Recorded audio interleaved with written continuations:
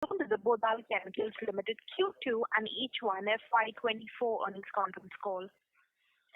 As a reminder, all participant lines will be in the listen-only mode, and there will be no opportunity for you to ask questions after the presentation concludes. Should you need assistance during the conference call, please signal an operator by pressing star and 0 on your touch-tone phone. Please note that this conference is being recorded. I now have the conference over to Mr. Ankit Patel, Executive Director from Bodal Chemicals Limited. Thank you, and over to you, sir. Thank you very much.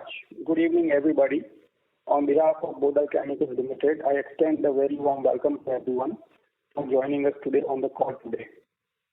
On this call, we are joined by our CFO, Mr. Mayur Padya. I hope everyone had an opportunity to go through the financial results and investor presentation, which have been uploaded on the stock exchanges and our company's website. We will give you a quick overview of the recent developments in the chemical industry and on our company, and then Mr. Padya will walk you through the financial performance for the quarter. For industry highlights, the inflation in major economies continues to be higher level than the normal, leading to lower purchasing power with mass, which results in lower consumption at end user industries and lower demand for our industry. Uncertainty of end of war between Russia and Ukraine further decelerated demand scenario of the chemical industry. Slow exports for textiles, leather and paper, leading to subdued performance of dyestuff over the last few quarters. European market has been slow for more than 5 quarters now, owing to multiple headwinds from rising inflation to uncertain geopolitical scenarios. US experiencing most aggressive interest rate hike, causing financial conditions to tighten, and recently trends continue impacting the demand. Industry expects this weakness may continue for short term, but gradual recovery is also expected. In today's environment, where Indian suppliers are emerging as preferred partners globally, we have been able to leverage our leadership position. We are India's largest integrated manufacturer of dyestuffs and dye intermediates and hold a meaningful market share in the world. Coming straight to the operational performance, overall business performance for first half FY24 has been weak, as the company's total revenue stood at 677 crores, a degrowth of 22% due to decline in prices of raw material as well as and margin is on account of decline in overall demand. Coming to dye intermediates, acetic and vinyl sulfone prices were stable at lower level. On positive side, in first half FY24, total revenue from dye intermediate chemicals stood at 205 crores, has reported growth of 16% on year-on-year basis, and it is due to the improved volume. In Q2 FY24, acetic and vinyl sulfone prices were near of rupees 420 for acetic and 250 for vinyl sulfone. Volume has improved. However, margin are still under pressure due to lower realization. More than 40% of our intermediate products are used for the captive purpose to manufacture various ranges of dyestuff. For the next few years, revenue pie from this vertical will eventually go down and business from dyestuff will increase in favor of steady business growth. Coming to our dyestuff, end application industries like textile, leather, paper and other dyestuff consuming industries have not performed well during the last few quarters. All leading textile companies are facing global headwinds, which have curtailed the outlook of dyestuff products. The dyestuff business for first half stood at 227 crores. For basic chemicals division, about 50% of our basic chemical is captively used for dye intermediates. The volume is optimum, however, due to the decline in raw material and finished good prices, the revenue for the first half stood at 63 crores. The revenue degrowth of 42% compared to the first half of FY23-24. Coming to the chlor-alkali business, post-upgradation CAPEX, the chlor-alkali business has performed reasonably well. In terms of production, achieved 16% growth in volume in first half FY24 year-on-year basis. However, Due to adverse market conditions of caustic chlorine industry, revenue stood at 129 crore and has reported a degrowth of 26%. Coming to the new project benzene derivatives. As highlighted in the earlier call, our main goal is to replace imports and capture business in the pharma and agrochemical markets where PNCB and ONCB are used. We will be installing the capacity of 63,000 metric tons per annum of benzene derivatives. The Styka Greenfield project is progressing well and is expected to start by Q3/FY24. Boya, our Turkish company, has performed well, though there is global headwinds in the chemical industries and severe earthquake in Turkey in the recent past. Whereas the other industries have incurred nominal losses, in a medium to long run view, these subsidiaries will bring meaningful business. However, in short term, we are expecting a modest performance. We have been moving up the value chain and working relentlessly towards diversifying the business from our core dyestuff and dye intermediate business to other specialty chemical products like benzene derivatives. Once we have decent visibility of demand for our product portfolio and new site is stabilized, we will restart the sulfuric acid project. While the global growth and demand is impacted, growth momentum in India is strong. We will expect chlor-alkali business will contribute meaningful business in the coming years on back of a technology upgradation. We foresee demand for caustic soda to remain healthy from FMCG, textiles and paper industries. Since very few players have a presence in North India, we will have a competitive edge to a certain extent.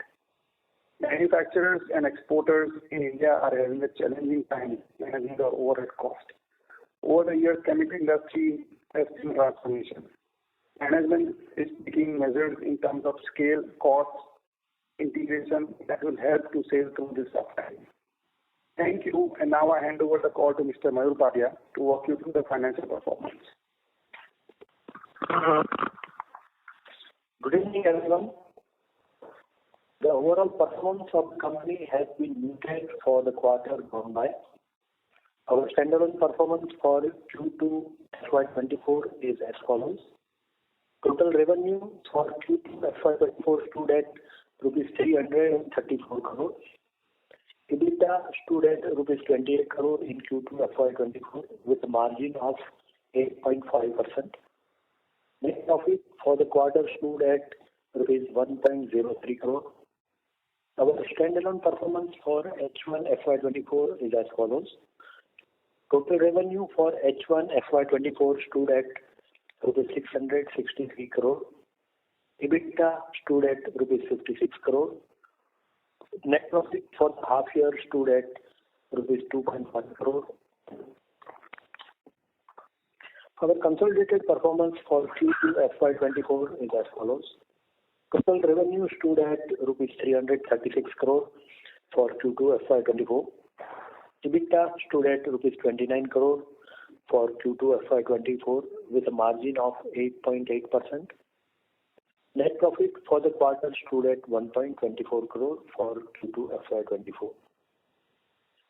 Our consolidated performance for H1FY24 are as follows. Total revenue stood at 677 crore against rupees 8.69 crore for H1FY23. This includes export of 27 crore and domestic sales of 73%. EBITDA stood at rupees 60 crore in H2FY24 and degrowth of 31%. Net profit for the half year stood at rupees 3.45 crore against rupees 32.79 crore of H1FY23. H1FY24 performance of the key subsidiaries was subdued except for Boya. Segment-wise performance on a consolidated basis for the H1FY24 are as follows. Dyestuff revenue stood at rupees 227 crore. Dye intermediate revenue at rupees 205 crore. Basic chemical revenue at rupees 63 crore. And chlor-alkali revenue stood at rupees 129 crore. Total production volume on a standalone basis for the H1FY24 are as follows. Stuff reported 6,834 metric ton. Dye intermediate reported 10,492 metric ton. Basic chemical reported 1,12,034 metric ton. Chlor-alkali stood at 38,094 metric ton. Our net debt at about rupees 800 crore at the end of H1FY24 on a consolidated basis.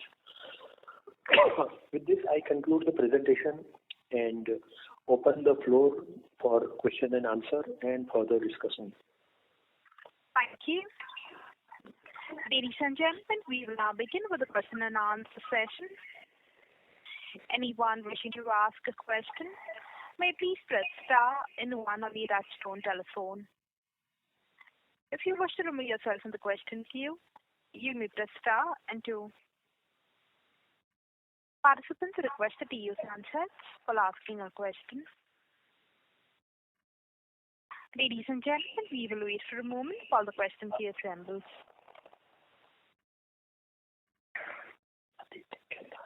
The first question is from the line of Aditya Khetan from SMIFS Institutional Equities. Please go ahead. Yeah, thank you, sir, for the opportunity. Sir, first question was onto the dye intermediate side. Sir,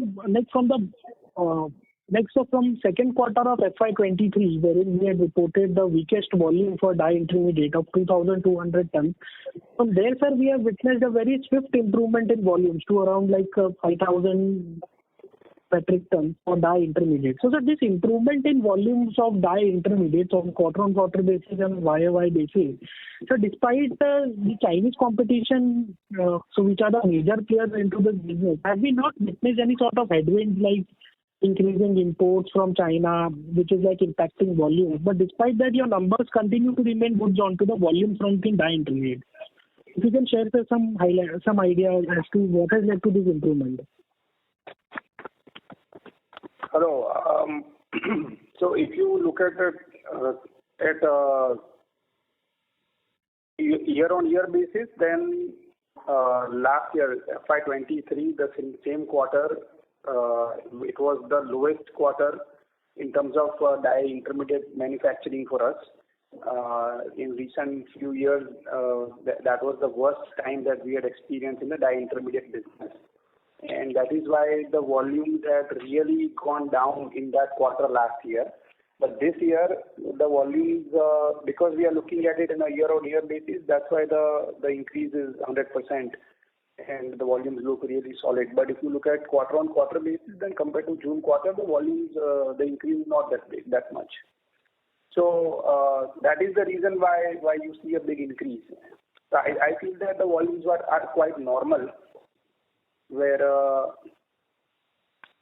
now due to the raw material cycles, getting in a comfortable zone, we are now able to at least go for our manufacturing volumes. So that has been happening in the last couple of quarters. So on quarter-on-quarter basis also, there is almost 18% jump into the dye intermediate volumes. So what is the major reason for this jump? Is it because of the good demand or lower imports from China or higher export of dye intermediate? I believe so. This is a domestic product. So what is that fundamental factor which is leading to this improvement in volumes? Basically, the improvement is all because of the stability that we have experienced. So in June, September quarter was definitely little better in terms of overall demand. And more importantly, the basic chemical cycle, the coal prices cycle, they were more comfortable. So that's why the September quarter actually had a more favorable scenario in terms of the intermediate production and business. Okay. And sir, onto the pricing side, so have we not witnessed any increase in imports from China? Because still the demand in China continues to remain weak. And they were the largest exporter of dye intermediate like vinyl sulfone and H acid. And pricing almost remained stable on quarter-on-quarter basis. So have we not experienced any increasing imports or any sort of such Routine imports happen, but there was not any. Though you are right about the local Chinese demand, what we hear about is a little weak and uncertain right now. But as far as intermediates go, there are no extra imports that is coming in, even currently, I would say. So that's why this intermediate demand, it's quite stable right now here, local demand. And there is no extra pressure of any Chinese import product. Is it also, sir, because they are operating at lower utilization levels, and if suppose there is an improvement in demand in China and in other countries, they can further increase the production and increase the exports? Can this be a thing which we should watch out? No, I don't think so. If the demand improves in China, then obviously they will cater to that market rather than exporting all the way to India. And they are, I think their production levels are also not very weak. I think they are also doing quite in terms of numbers. I think all the big plants are operational. They are doing quite normal volumes at the moment. Okay. And sir, into your chlor-alkali business, caustic soda. So prices like last quarter only they had witnessed record low level, and this quarter also pricing continues to remain subdued. So what is that factor? Like you had mentioned that the improvement in demand from FMCG could be like the leading drivers, wherein the chlor-alkali business could improve. So currently, like for this quarter, that has remained subdued, and that is the reason why prices have not gone up, and it is anticipated that price might go up going ahead. Going ahead in the longer run, we are linking it with the Indians' GDP growth. And the overall India's agrochemicals, pharma, specialty chemicals, other chemical space, even textiles, even alumina. These are all the consumptions where we are witnessing a growth cycle. And there are a lot of investments coming up in this space. So and with the Indian GDP growing, overall country growing, overall incomes of the citizens growing, I think we see more spending, and because this has wide application. So in a long term, what we believe is that we are going to witness good demand. And in north there are very very few plants. So where in western part of India there are many capacities, and it gets crowded sometimes. But in north, there are limited capacities. So the opportunity is also good. Okay. And sir, just so last quarter, so Mayur sir has highlighted the fact that we would be getting some benefits onto the incentives front. So from which quarter this would start? It is not yet certain. We have already applied, but it's government. So how much time they will take, it's uncertain. But we are expecting by March the approval should be there. And sir, what would be the run rate of incremental EBITDA per quarter? This will accrue from November 22, and what we are expecting about 20 crore per annum. Rough estimate as far as incentive both electricity and the GST benefit for the Punjab division. Okay. Just one last question onto the demand. So pretty confident onto the dice. So how the current demand of dye stuff and oriented products exporting currently, and how we see increase our exports of dye stuffs? I think for a short term comment, dye stuff is still witnessing a little weaker demand, mainly because of the Europe and war in the Europe and US inflation problem. So we don't see any immediate major increase in the demand coming in for dye stuff. But we are doing decent volumes. But at the same time, the overall basic chemicals and other input cycles have stabled a little bit, which is giving us a little comfortable working manufacturing. So dye stuff, I think will still take some time to increase in good double-digit growth. Okay. So, sir, for FY24 and for FY25, that could be flattish or a high single-digit growth. Yeah. The FY24, so going ahead to the second half, it can be flattish here. But FY25, I mean, really depends on, how geopolitical, what all happens in the world. It really depends on that. But I think in 2 or 3 quarters, we should see some good improvement. Got it. Thank you, sir. Thank you. Thank you. A reminder to the participants, anyone wishing to ask a question, may please press star and 1.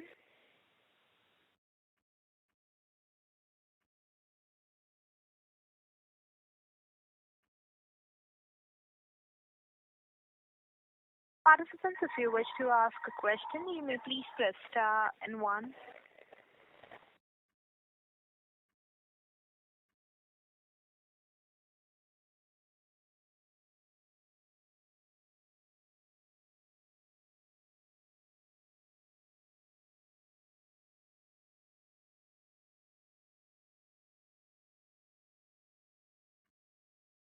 A reminder to the participants on the conference, anyone wishing to ask a question, may please press star and 1.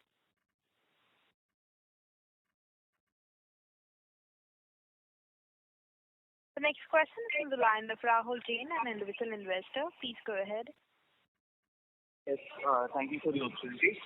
So, can you shed some light on the PNCB, ONCB market in India? What is, the proportion of imports that we use in the country versus domestically manufactured?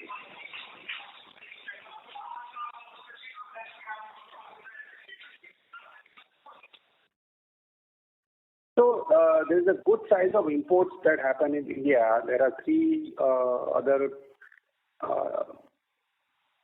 companies that produce PNCB, and their volumes are about 1.75 lakh tons per year. At the same time, there is also 50,000 plus imports that happen across India. So at the same time, I am only commenting about PNCB right now. Our total capacity is 60,000 tons plus, but that includes other 4 products also. But the main product will be PNCB. So with the main product, our target is to penetrate into our existing customers. We also have a very solid customer base into pharma, into agrochemicals, and also replace some of the imports. So looking at our existing customer base, we have more than 85% of our volume is already, I would say, is going to be sold in our existing customers, and we also have about 15% of captive consumption. That will also play a key role. And to the fact there is a export to replace exports is also a good opportunity. Okay. All right. Okay, Thank you. The next question is from the line of Aditya Khetan from SMIFS Institutional. Please go ahead. Sir, when we look at the first half performance, so relative shows. Sorry to interrupt, Mr. Khetan, your audio is breaking up. Hello, am I audible? Yes, sir. Please proceed. Yeah, sir, onto the first half numbers as compared to your H1 FY23 numbers. Onto the profitability side, so the numbers remain quite subdued with a profit of only 3.5 crore for H1. And also onto the EBITDA side, also there has been a sharp decline. So, sir, like how you see second half? So there should be a material improvement since you have already stated that the dye stuff might remain flattish, and dye intermediate also have now reverted to the normal levels. So we should see a flattish second half, or there should be a major improvement. And going into FY25, so which are the factors like which should improve our EBITDA levels or top line levels from here on? Yeah, from this level, as you have experienced, and we have also declared the data, dye intermediate business is slowly and gradually stabilizing. So the quantum has improved and prices are also stable. So there is a possibility that some improvement should be there in the price of dye intermediate, and gradually it will follow in dyestuff also. So our old model, that is basic chemical, dye intermediate and dyestuff, should start performing better going ahead. So we are expecting definitely somewhat betterment in second half.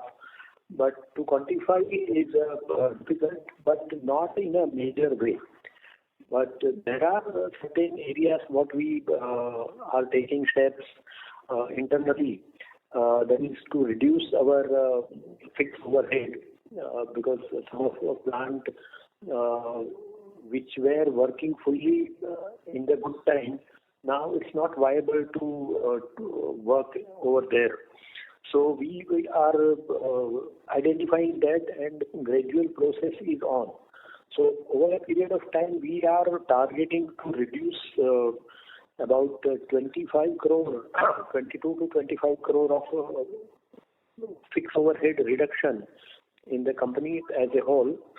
And another area, as we mentioned, that is around 20 crore of incentive that will become available to the company from Punjab government. So these two are the areas where we have a decent visibility and we are not dependent on any outside parameter. At the same time, what we are experiencing and what we are listening from other company and industry players, that worst part is over. Without this current quarter, there are certain things like we need to have a closure of sulfuric acid for 1 month, and there is a Diwali as well as Christmas. But overall mood or scenario, if we look at, that is improving, and there is no threat from say China. Last year in China, prices of basic chemical were very low compared to India. Now in India also prices of like sulfur, caustic, etc. are in parallel with China. So there is no threat from China, and there is a level playing field between India and China now as far as the intermediate is concerned. So yes, gradual improvement we are experiencing, not in a very big way, but some improvement has to be there. Okay. And so this net debt figure which is given of 800 crore, so in this we have factored in the incremental debt we would be taking for benzene derivatives, or like there would be like further increase into this net debt figure from here on? Yeah, this is the date at the half year end, and there will be some increase by about 75 to 80 crore, which is undrawn limit. At the same time, there will be repayment of about 50 crore in the balance quarter, 2 quarter. So there would be maybe hardly 20-30 crore of improvement. So at the quarter end or the year end, a figure maybe between 800 to 850 crore of net debt. Okay. And so like onto the margin side, so like for the last 7-8 quarters, we had witnessed a very subdued margin performance in very low single digit, ranging from like 4% to 7-8%. And sir, since we are the backward integrated player into dyestuff and having a very decent market share globally, so like when can we see that material improvement into margins from this high, from the low single digit to around at least mid of like a 12 to around 13% margin? What would be the driving factor like earlier which Bodal Chemicals used to get? So any like shift can be there, or like we will be at the same levels for the next few years? Last 3-4 financial years, there has been too many other outside factors, especially COVID and the European war that affected us.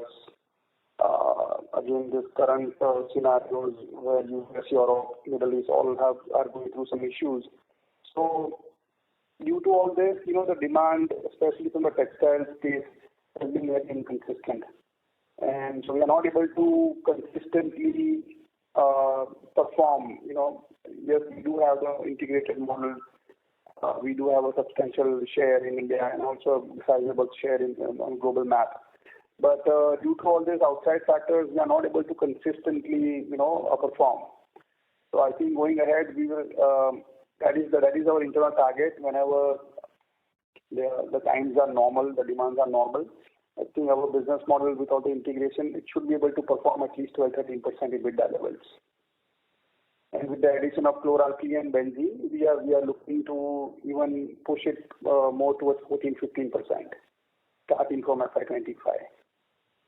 But chlor-alkali, in terms of our volumes, so it has nearly reached around 80-85% utilization level. So still, sir, this much share of increase in chlor-alkali also has not been able to shift your margin upward, at least till date. So in future, sir, how that can be a material driver for your margin change? Well, there is still room for improvement in the volume. Today we are operating at around 80%, and we can still take it another 15% more, and most likely in 2 to 3 months' time we are going to have a good 15-20% improvement in the volume. So that should add some little bit to the margins. Also, internally in that complex, we are adding more pipeline buyers in terms of chlorine and hydrogen. That is also going to make some difference, and it is going to give us some more realization. We also made recent changes of boilers where our energy cost will also come down. So there are still few more factors which are yet to contribute to the optimum level. So I think going ahead in another 3 months or something, I think all these factors will come into the play, and it should give us additional EBITDA of 20-30 crores from the chlor-alkali business. Okay. Thank you, sir. Thank you. A reminder to the participants, anyone wishing to ask a question, may please press star and 1.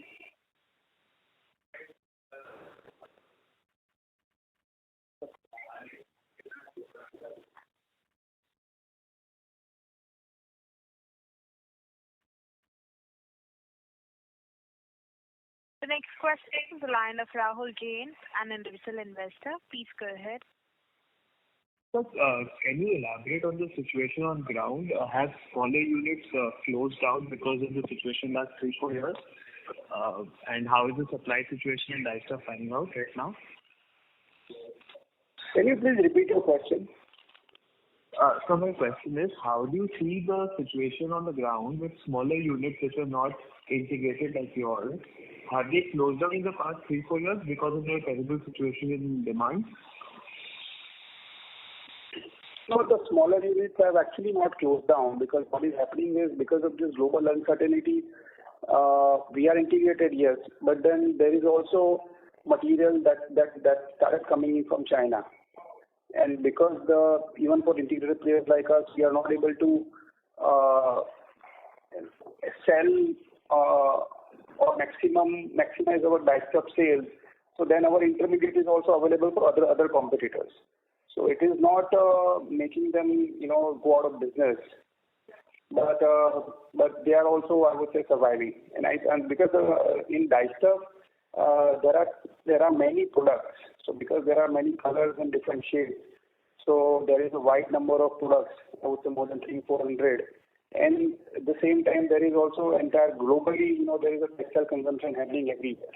So due to that, even the smaller players have their own product range. They also have their own market share. It could be all the way in South America. It could be here in South India. It could be in Bangladesh. I mean, it's a very, very big market. So still, industry has not really reached the point where the integrated players, can force the smaller, not integrated players to go out of business. It is not happening. Okay. And sir, could you please quantify once again the impact of cost saving and the incentives exactly for my benefit?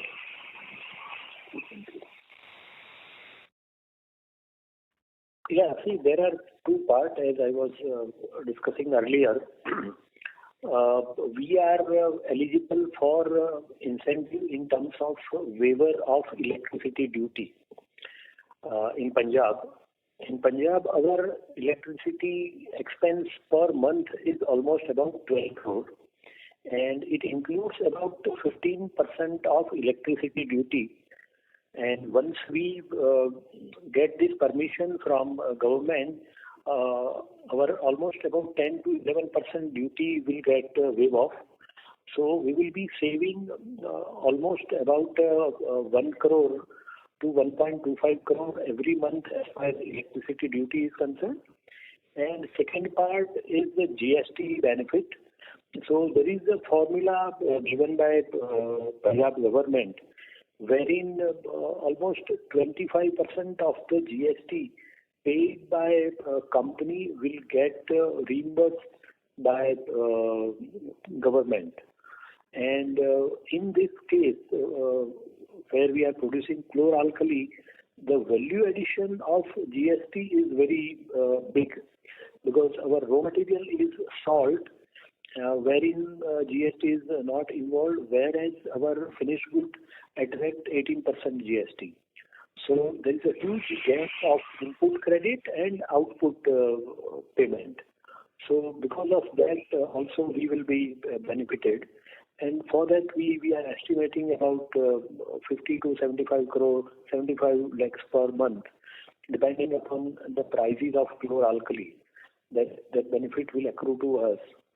So this is one part, and as far as fixed expense is concerned, if you follow the company, then we did some capex in the year of 2017 and 18 when we did the QIP. So at that time we have increased our diester facility to double. At the same time we have acquired other two subsidiary company. One was Tryon and then SPS, which later merged with Bodal. But due to this all uncertainty during last 3 years, these capacities were not being fully utilized. And as we build the capacity, our overhead has increased. But now there is a time we need to reconsider this fixed overhead. And that is what we are working. And that's why we are targeting, and we feel that we will achieve a reduction of fixed overhead to the tune of 22 to 25 crore gradually. I hope I made the point clear. Yes, sir. That was very helpful. Thank you. Reminder to participants, anyone wishing to ask a question, may please press star and 1.